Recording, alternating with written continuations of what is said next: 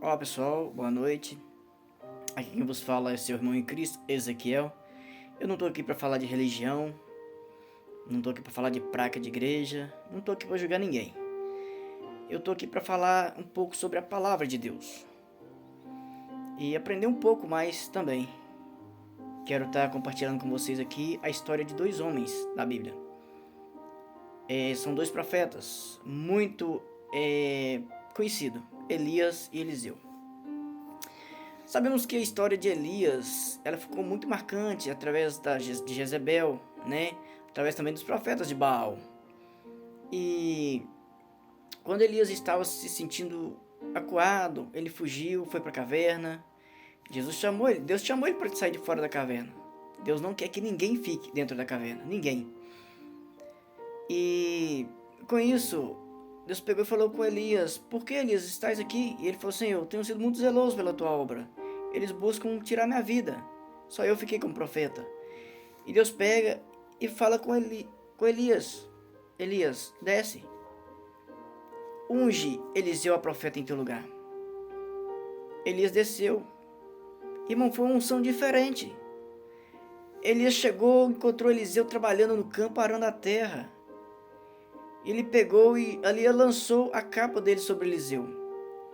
E a Bíblia nos conta que Eliseu estava com a 12ª junta de boi.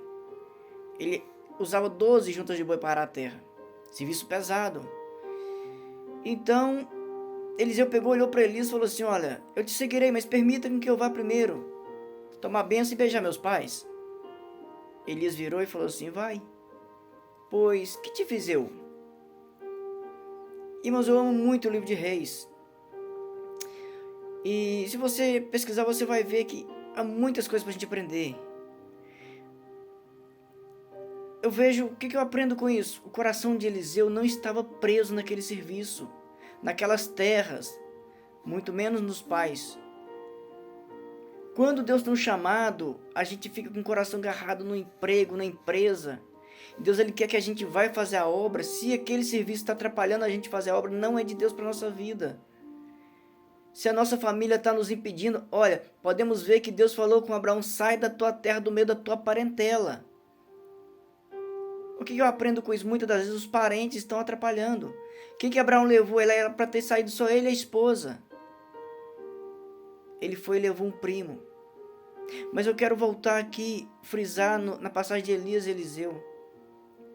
O coração de Eliseu não estava agarrado ali, nos bois, não estava agarrado nas terras.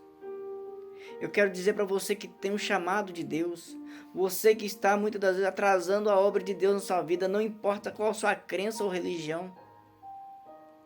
Deus, ele quer te usar para poder abençoar as pessoas. Talvez você esteja passando hoje por uma situação difícil, eu não sei. Talvez você perdeu o emprego e agora não se vê mais assim, empregado futuramente. Talvez Deus tenha um emprego melhor para sua vida. Talvez Deus, ele quer te usar. Talvez você foi mandado embora do serviço. Talvez o dono da casa que você mora, talvez sua casa de aluguel te pediu a casa. Deus quer te levar para outro lugar. Nós não podemos estar com os nossos corações agarrados em emprego, em cidades. Devemos ir para lugares onde nós vamos crescer espiritualmente. Deus mandou Eliseu, ungiu Eliseu, Eliseu começou a seguir Elias. Eu quero te perguntar nessa noite: quem você está seguindo? Quem você está ouvindo? Eliseu, depois que ele recebeu a unção, ele falou com Elias: "Olha, eu quero porção dobrada do teu espírito. O que você tem pedido?" Elias falou assim: "Olha, dura coisa me pedistes, mas se tu ver quando eu for tomado, eu te darei." Irmãos, Elias, ele falou segundo a palavra de Deus, porque ele de si mesmo ele não podia dar nada a Eliseu. Mas ele sabia que Deus tinha mandado ele escolher Eliseu para ser profeta no lugar dele. E o que eu vejo com isso? Quando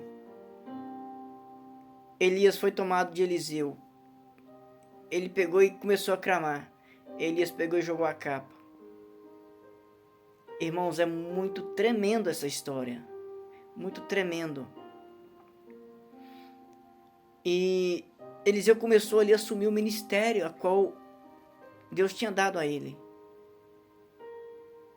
Só, irmãos, que como Elias tinha um mancebo, Eliseu também tinha, por nome de Geazi. Tinha tudo para dar certo. Geazi era para ser um profeta, tinha tudo para ser um sacerdote, um homem de Deus. Mas o coração dele estava agarrado em coisas terrenas, coisas materiais. Podemos ver no próprio livro, um pouco mais adiante, depois que Eliseu começou a assumir o ministério, que quando Naamã estava doente, houve uma guerra. E Naamã tomou uma menina para ser escrava, para servir a família dele. A menina viu a lepra de Naamã. E ela começou ali a falar sobre aquela lepra. Que se Naamã fosse até o profeta poderia ter poder para curar. O profeta não tinha poder nenhum. Mas o Deus que ele servia tinha. Nós não temos nada, mas o Deus que nós servimos tem. De repente, Naamã pega, escreve, fala com o rei manda escrever uma carta e leva até o rei da cidade vizinha, até o rei que estava em guerra. E eles pegam e enviam Naamã. O rei pega e olha, acha que é uma afronta, pega e lê a carta e vê Naamã lá fora, acha que é uma afronta. Eliseu fica sabendo o que estava acontecendo, falou, manda esse homem vir até a mim. Eliseu não atendeu Naamã, ele mandou o mancebo ir e atender. Fala com ele que eu mandei ele se banhar 7 vezes no Rio Jordão. Rio Jordão, irmãos, era um rio, naquela época, considerado como impuro, um rio sujo. Naamã não quis, se recusou. Mas aí ele ouviu o conselho dos próprios soldados que estavam com ele, que batalhavam na guerra junto com ele.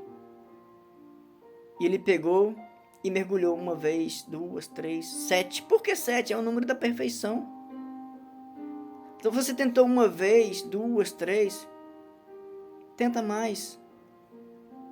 Podemos ver que quando Pedro perguntou para Jesus, Senhor, quantas vezes meu irmão pecarás contra mim, eu devo perdoar? 7 vezes ao dia?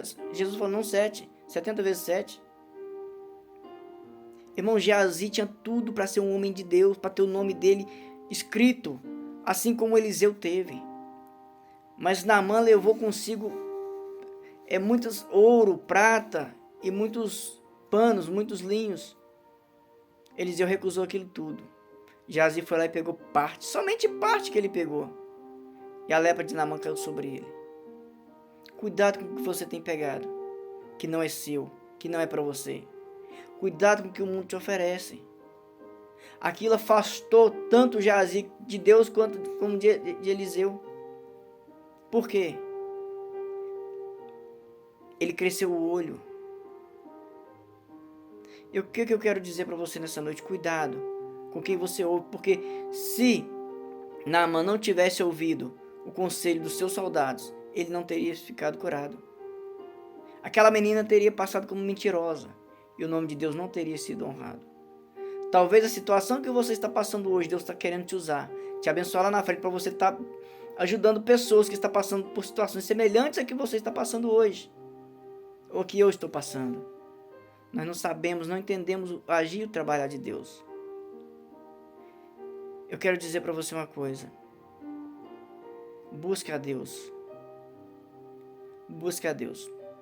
Muitas das vezes a gente fala com a pessoa, Jesus está voltando, ele fala, em Deus de quando eu nasci, eu escuto isso. Outro dia mesmo eu falei com um rapaz, ele falou, desde quando eu era menino eu escutava meu pai falando isso. E eu perguntei, seu pai continuou falando, não, meu pai morreu. Aí eu falei, para o seu pai Jesus já voltou. Eu deixo um versículo para você hoje. Lucas 12, versículo 20. Louco. Ainda essa noite pediram a tua alma, o que tu tens preparado e para quem será? Que Deus abençoe você. Vê onde está agarrado seu coração. Vê o chamado de Deus para sua vida. Eu quero dizer para você, Jesus diz, no mundo tereis aflições, mas tem de bom ânimo, eu venci o mundo. Você vai passar por lutas, tribulações, aflições. Mas eu quero te dizer para você, na eternidade você vai gozar de coisas muito grandes e coisas maravilhosas, que nessa terra não tem igual. Um grande abraço, que Deus abençoe.